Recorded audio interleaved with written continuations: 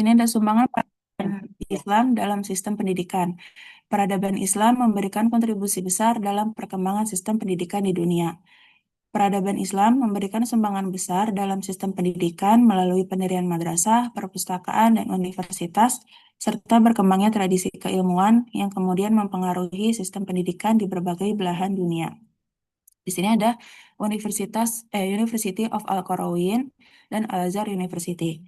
Peradaban Islam juga memberikan sumbangan besar melalui berkembangnya tradisi keilmuan, tradisi menulis dan menerjemahkan buku diskusi ilmiah dan penelitian, penghargaan tinggi terhadap ilmu dan ulama.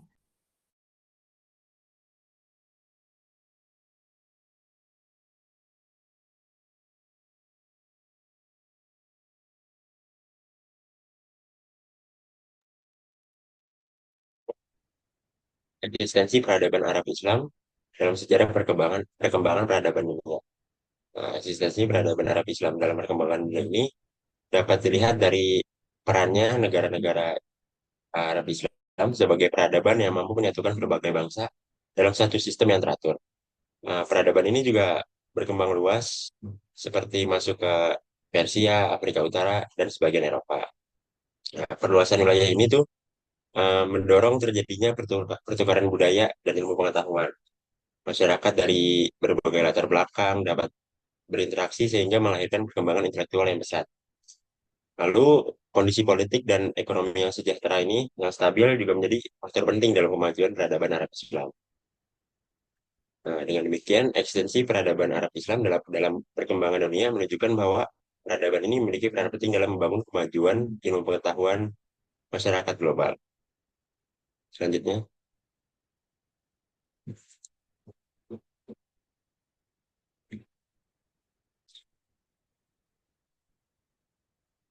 nah, pada masa Khalifah Umayyah, peradaban Islam membentang hingga benua Eropa. Peradaban Islam pada masa ini menjadi sumber inspirasi bagi bangsa lain. Islam berhasil merebut tongkat estafet peradaban sebelumnya yang dipegang sama Romawi dan Persia. Sebelumnya udah nguasain eh, lama banget gitu. Nah, di sini itu peradaban Islam disebut sebagai Golden Age pada masa Imperium Abbasiyah. Selanjutnya,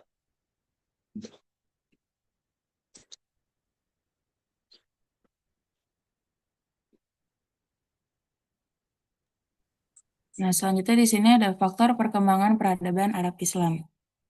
Yang pertama ada faktor utama perkembangan peradaban Arab Islam didorong oleh ajaran tauhid yang menyatukan masyarakat, perluasan wilayah atau ekspansi yang pesat, asimilasi budaya, serta dukungan pemerintah terhadap ilmu pengetahuan dan penerjemahan. Didukung posisi geografis, strategis, dan stabilitas ekonomi, peradaban ini berkembang pesat di bawah kepemimpinan Nabi Muhammad dan khalifah setelahnya. Islam sangat menekankan pentingnya ilmu pengetahuan.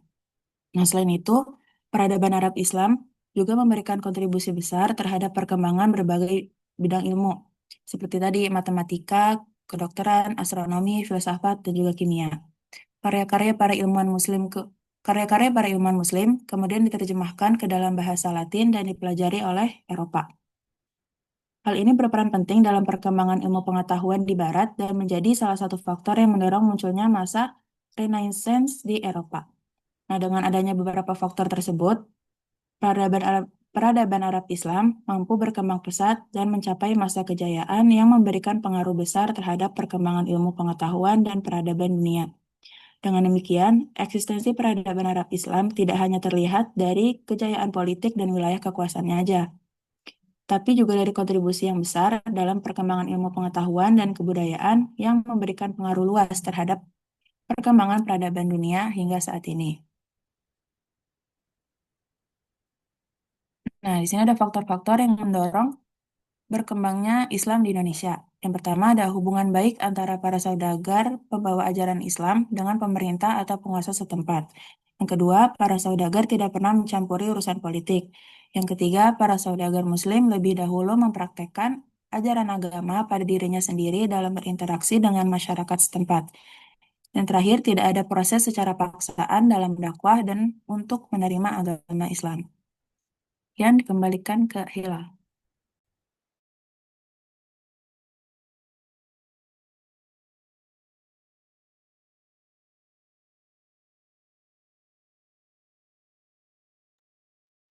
Mungkin sekian dari kelompok Sakopah 2. Kurang lebihnya mohon maaf. Assalamualaikum warahmatullahi wabarakatuh.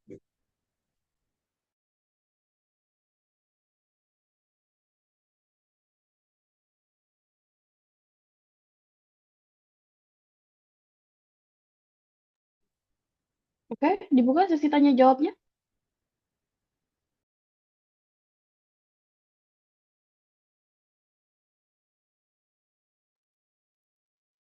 Jadi teman-teman yang ingin bertanya, boleh eh, memberi simbol raise hand.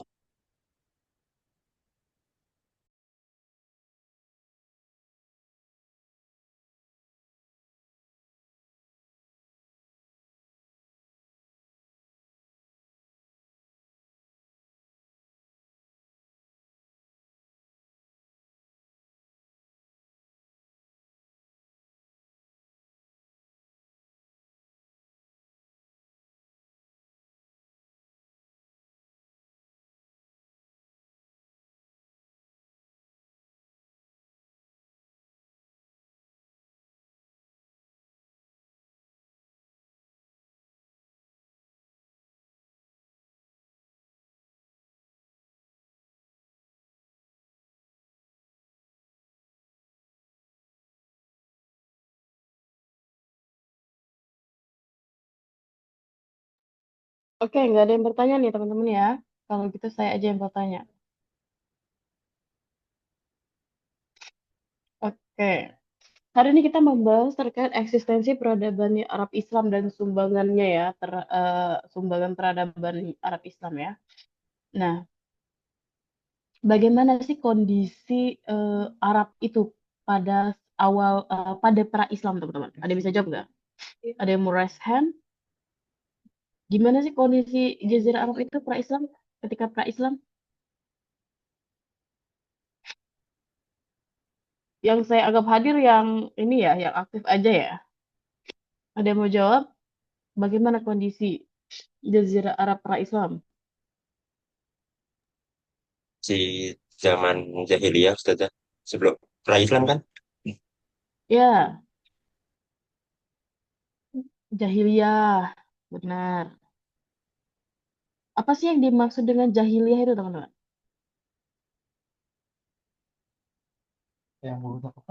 Jangan muncul sih.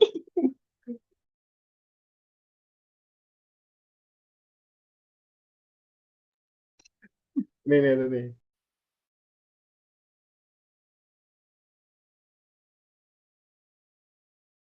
Iya kan? Ini, Pak. Iya.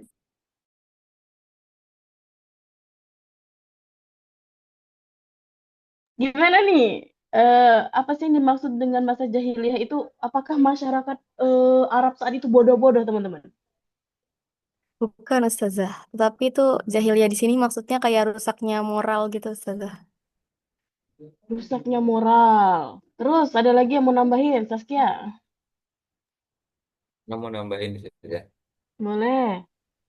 Eh, Mungkin maksudnya di sini jahiliyahnya secara spiritual dan agama saja, bukan secara Hmm. peradaban. Kalau misalnya dibilang secara peradaban, mungkin mereka lebih lebih apa ya, lebih paham gitu. Eh, Ditambah kayak apalagi soal budaya gitu, yang mungkin seperti yang dijelaskan eh apa mereka berdagang berdagang waktu musim panas sama musim dingin itu apa saya lupa saja. Mungkin begitu saja. Oke, boleh lah. Tapi apakah peradabannya udah maju pada saat itu, saat pra-Islam? Dibilang maju sih belum saja. Karena,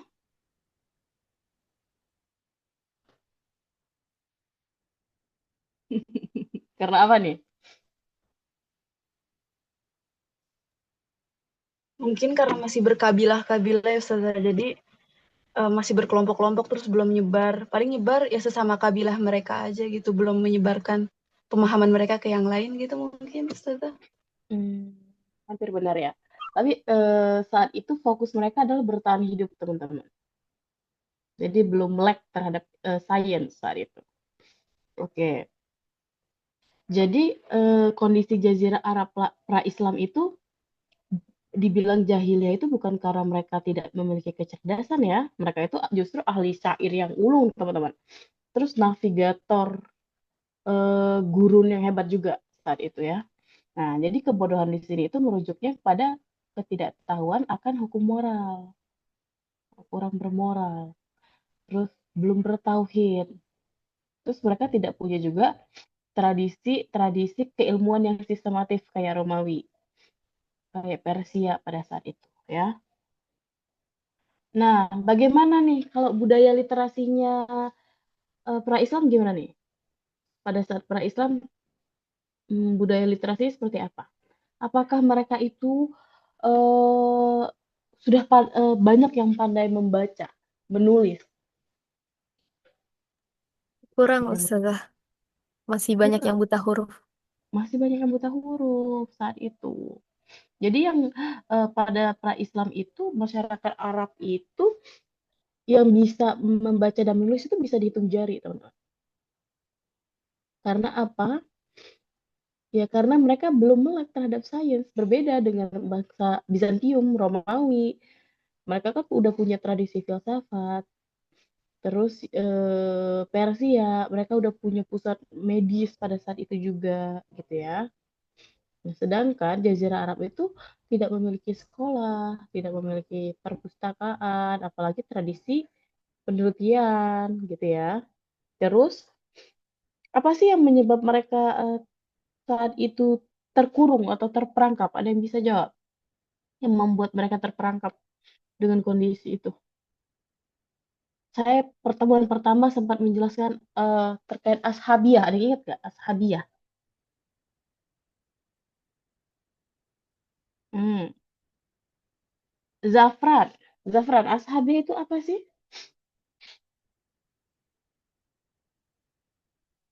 Oh, Zafran Ashabi Ustazah.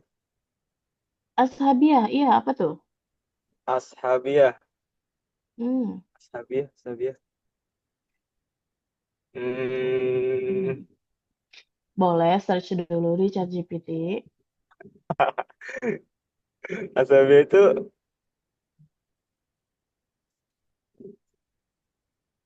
suatu konsep ya Ustazah ya. Oke, suatu konsep. Bacanya yang kelar dong. Terus, Kayak konsep persahabatan gitu nggak sih, solidaritas ya, oke, hampir benar. ikatan sosial ya, ashabiah, Hampir kelompok kelompok. lengkap. Ya, yuk dekat-dekat. Hampir.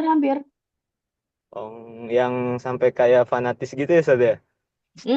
Mulai Ya jadi lengkap. kayak ya senasib gitu kan. Kayak suatu Oke. kelompok yang mempunyai kesamaan budaya Ini atau ChatGPT udah agama mulai lengkap mungkin. nih. Ayo, terus. Gacet gitu. Apa nih? Gemini. Yang lengkap. Eh, Google AI. Yang lengkap, ini yang apa lengkap namanya, aja. udah sih itu doang saja dari saya. Oke. Ayo, ada yang bisa menyimpulkan nggak? Apa sih yang dimaksud Ashabiah itu?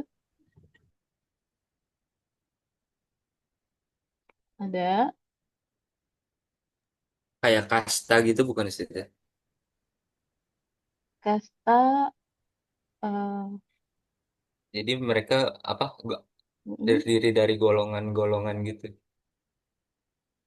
oke. Tapi konsep Ashabiah ini seperti apa? Kayak pembelaan terhadap yang satu golongan dengan mereka gitu. Benar.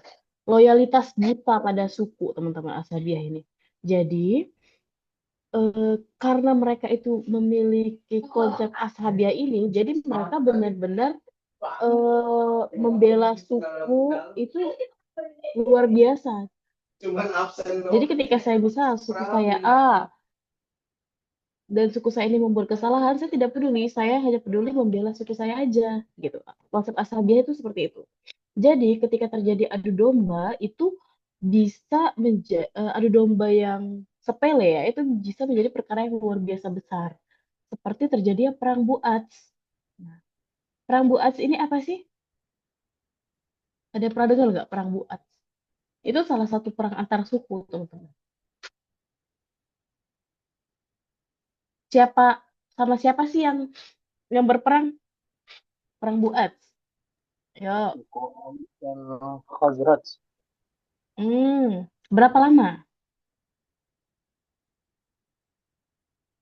Berapa lama, Ruslan? Wah, saya nggak tahu, nggak tahu. Saya tahu ininya doang, kotanya saja di Yasrib kalau nggak salah. Oh, iya.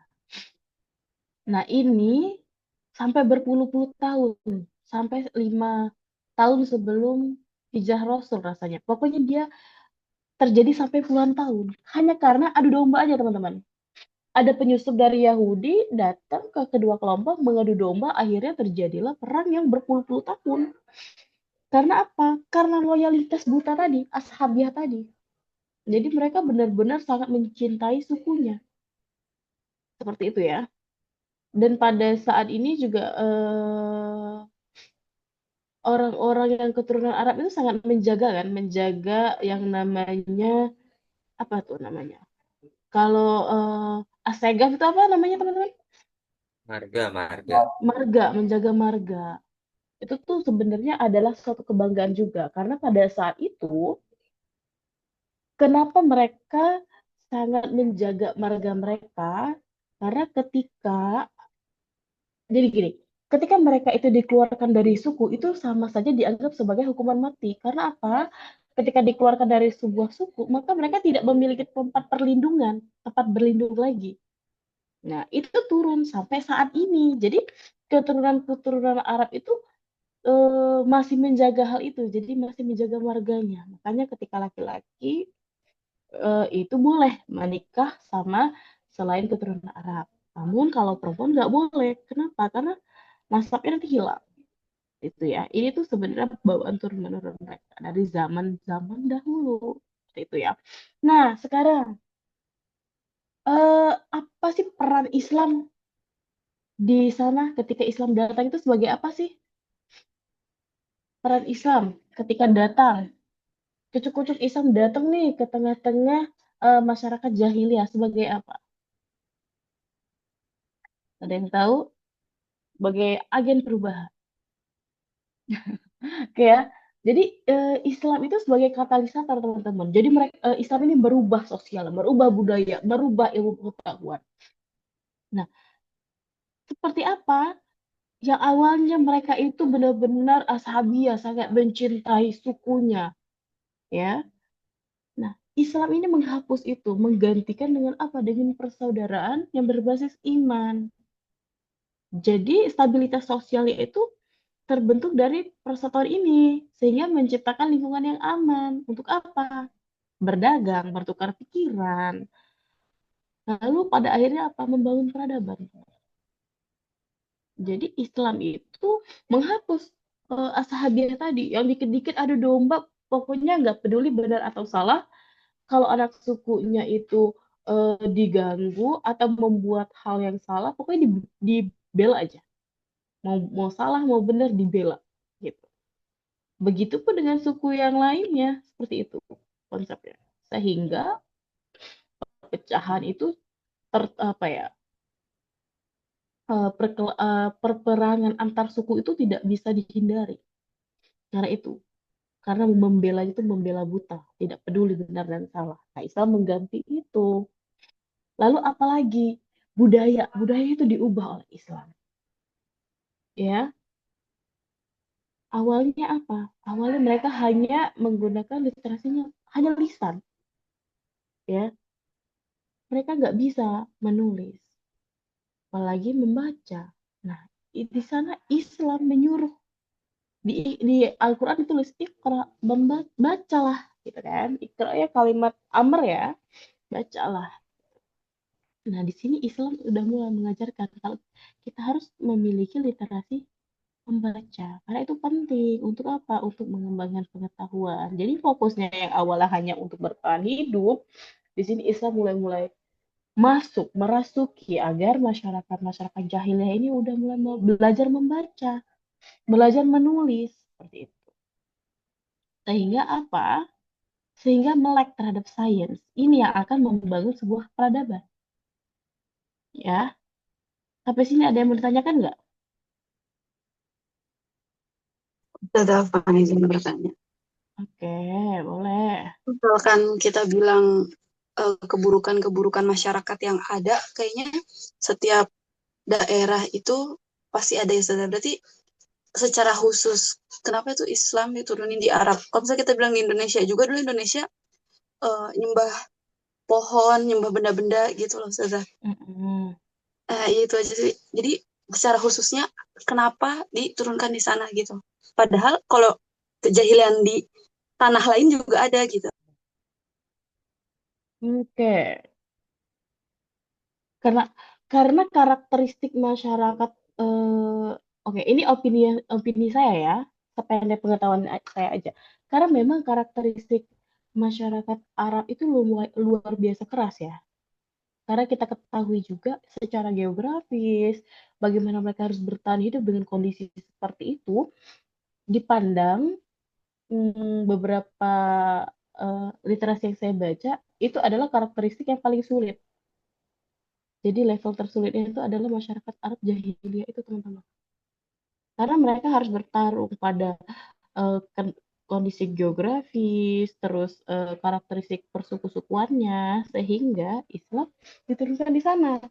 Nah, tapi kalau misalnya teman-teman ada yang memiliki jawaban lain boleh nih, boleh menambahkan. Ini sependek pengetahuan saya aja. Menurut saya karena kondisi sosial mereka itu luar biasa ya, Asabiah tadi, terus posisi tempat tinggal yang luar biasa keras, sehingga ini adalah kayak gimana ya? Kayak mungkin level tersulitnya tuh udah di ini deh sama Islam, udah di apa namanya? Udah dikalahkan ya. Apa ya istilahnya ya? Bahasa Islam aja tuh bisa loh masuk di Jazirah Arab gitu. Apalagi hanya di Indonesia, mungkin seperti itu ya bahasa kitanya. Atau ada yang mau nambahin nggak nih? Ada yang Tapi udah menurut sempat saya, baca buku ya? Gimana? menurut saya kenapa Islam turun di Arab ya karena cahayanya aja lahirnya di Arab sih. Coba kalau cahayanya lahirnya nggak di Arab, mungkin kan Islam tuh nggak turun di Arab sih. Karena cahayanya. Iya, Nabi Muhammadnya kan lahirnya di kota Mekah. Oke, oke, oke, oke. Maka dari itu dia langsung di Arab. Itu masuk juga tuh. Tapi mungkin bisa di cross check lagi nanti pengetahuannya ya dari buku-buku literasi yang bisa menjawab pertanyaan ini ya. Lainnya bagus banget ya. Oke, masih ada lagi? Baik Ustazah, syukron. Oke. Nah, selanjutnya teman-teman, kita tahu nih kalau misalnya kita sholat itu harus ngadep kiblat, ya kan? Nah, ada lagi. Jadi kita itu, oh sorry, orang Arab itu dipaksa untuk belajar sains, misalnya kayak gimana sih menentukan arah kiblat, walaupun ini tidak dilakukan pada awal-awal peradaban ya, pada awal Islam masuk ya. Namun mereka dipaksa untuk memahami astronomi, memahami geografi, gitu ya. Terus juga memahami hukum-hukum, misal hukum-hukum apa ya, matematika, faraid, ada yang tahu faraid? Waris. Waris. Sehingga apa? Muncullah para ilmuwan muslim di kemudian hari seperti siapa? Al-Khwarizmi, ngerumus Al-Jabar. Itu walaupun ini tidak dipraktikkan pada awal sekali ya, karena pada awal sekali itu yang dipelajari adalah tauhid, teman. Karena memang pada dasarnya masyarakat Jazirah Arab itu tidak bertauhid. Nah, selanjutnya ada lagi yang mau bertanya? Karena mau tanya saja. Boleh. Tadi kan saya bilang eh, masyarakat Arab itu penyair ulung ya. Nah, Mm-mm. itu kan mereka merangkai kata-kata dengan berbicara. Nah, tapi gimana cara mereka merangkai kata-kata sedangkan mereka nggak bisa baca gitu. Nggak bisa baca tulis. Uh, mereka dapat kata-kata itu dari mana sih? Gitu sih. oke, saya balik lagi. Apakah ketika kita tidak bisa membaca dan menulis kita tidak bisa berbicara? Saya balikin lagi. Apakah eh, apakah kita hanya dari membaca dan menulis bisa berbicara, Tidak sih. tapi dengan Mendengar. mendengar juga bisa, teman-teman. Jadi dengan mendengar kan dapat kosakatanya, gitu ya. Nah, gimana cara mereka menjaga syair-syair itu? Dihafalkan. Jadi didengar, diperdengarkan terus. Jadi terbiasa mendengar, jadi kita dapat kosakata juga. Ya seperti itu juga orang-orang. Jadi ketika mereka tidak bisa membaca dan tidak bisa menulis, bukan berarti tidak bisa berbicara. Ya, indera kita ada berapa? Ada 6. 5 Ustazah. Oh, 5 ya. Bukan 6. Fatih ada 6 nih kayaknya si Fatih. Gitu ya. Ya, syukuran Lalu, Ustazah. Afwan. Nah, kita ngebahas lagi nih ke puncak Golden Age-nya Islam. Bagaimana sih peran dinasti Umayyah pada saat itu? Perannya sebagai apa? Singkat padat aja. Ada yang bisa jawab nggak?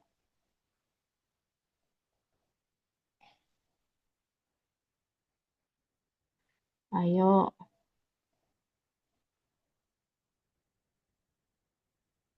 peran Umayyah.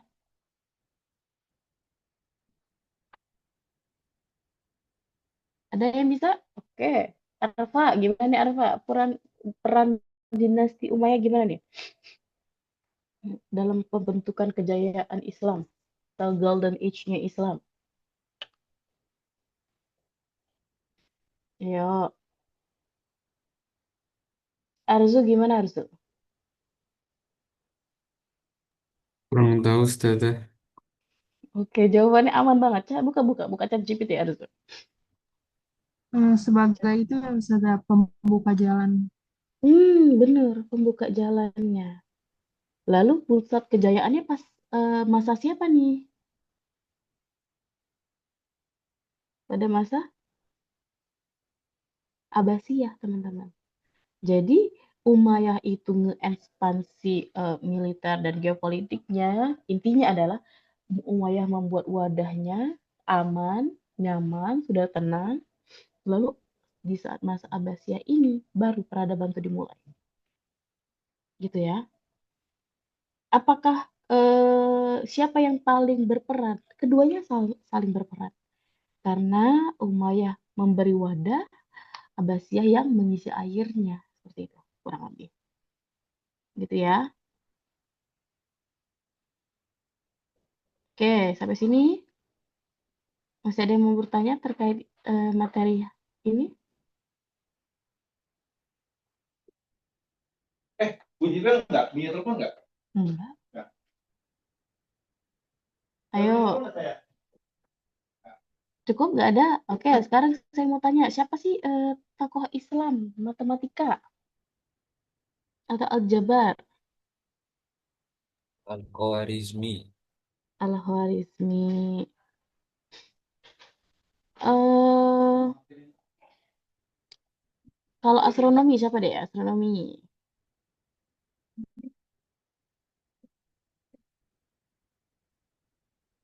Cari dong, cari dong.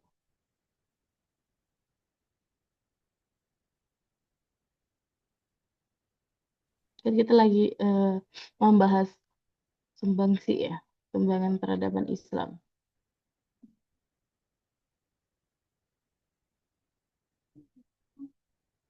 Kalau Al-Biruni. Al-Batani, Al-Biruni. Siapa lagi? Al-Bat. Albat Batani. Al-Batani, Oke, kalau yang optik siapa nih? Optik. Al-Haythami. Al-Haytham. Beliau disebut juga sebagai Bapak Optik Modern, teman-teman. Lalu untuk kedokteran,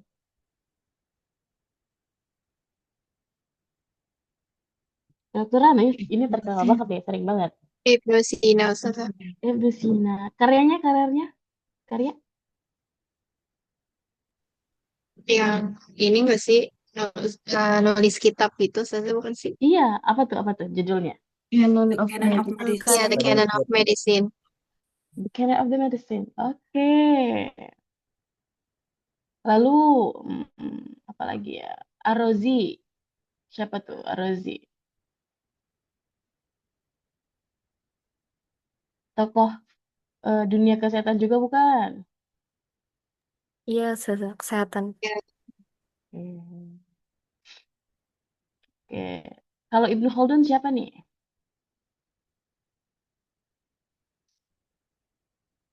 Sosiologi sejarah. Ibnu Khaldun siapa? Sosiologi. Iya, dan historiografi ya. Lalu Ibnu Rushd. Ibnu Rushd. Filsafat, Ustazah. Filsafat Ibnu Rushd. Siapa lagi nih? Ada lagi nggak tokoh-tokoh yang kalian ingat yang belum sempat saya baca?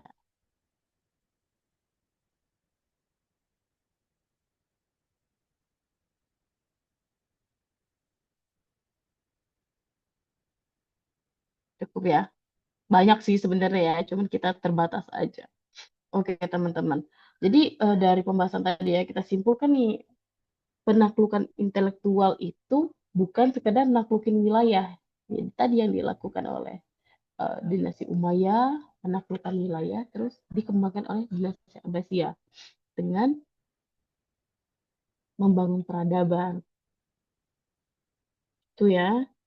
Nah, teman-teman, sampai di sini ada yang masih mau ditanyakan terkait materi hari ini?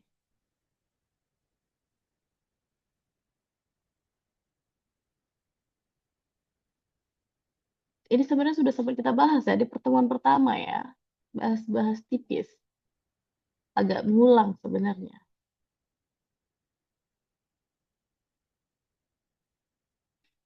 Tapi saya punya pesan satu, teman-teman ya. Jadi teman-teman ingat ya, kita ini kalau misalnya memang mau menjadi orang sukses, kita lihat dari kisah-kisah ini.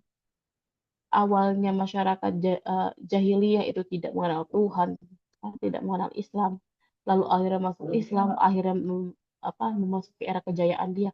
Begitu juga dengan kita.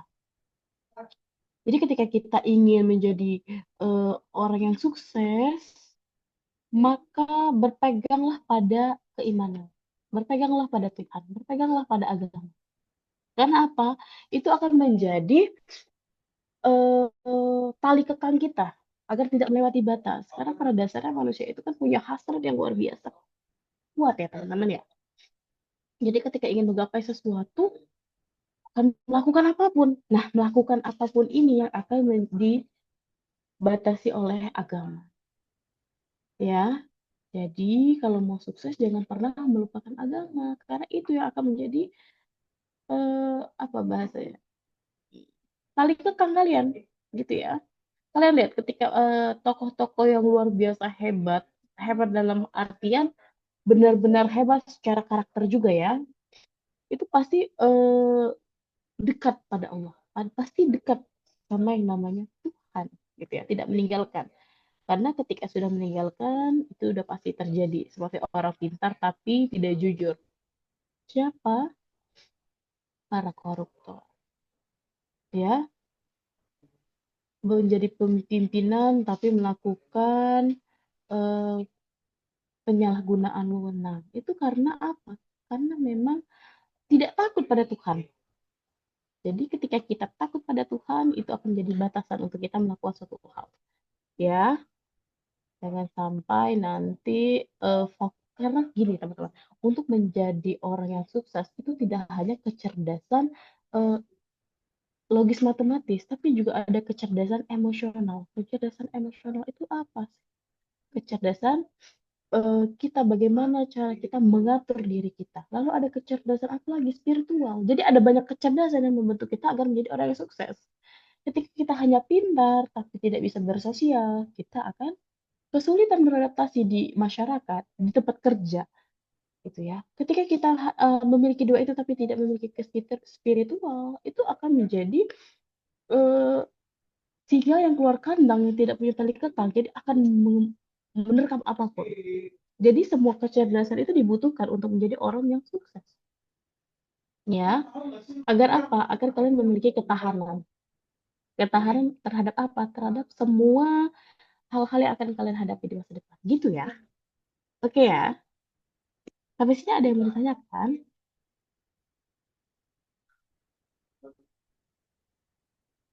Cukup tenang sekali nih. Materinya mana pematerinya cepat banget nih hari ini ya. Saya bingung ini. Dia lagi bahas materi apa pas dapat PPT yang pertama. Tadi pagi. Ternyata pembahasan kelompok 1. Tapi nggak apa-apa. Tinggal diperbaiki di kelompok 3 ya. Oke. Oke. Kita cukupkan ya perkuliahan kita hari ini teman-teman ya. Terima kasih yang sudah aktif. Semoga yang belum aktif di pertemuan selanjutnya terbuka hatinya. Oke? Iya. Oke. Sampai di sini teman-teman kita tutup perkuliahan kita dengan sama-sama membaca lafaz alhamdulillah. Alhamdulillahirrahmanirrahim. Oke, sampai jumpa di minggu depan dengan semangat baru. Ya, mungkin sekarang masih vibes lebaran. Opor di rumah masih ada mungkin.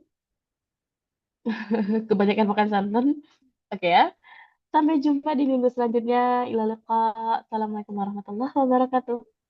Waalaikumsalam warahmatullahi wabarakatuh. warahmatullahi wabarakatuh. Terima kasih, Afwan.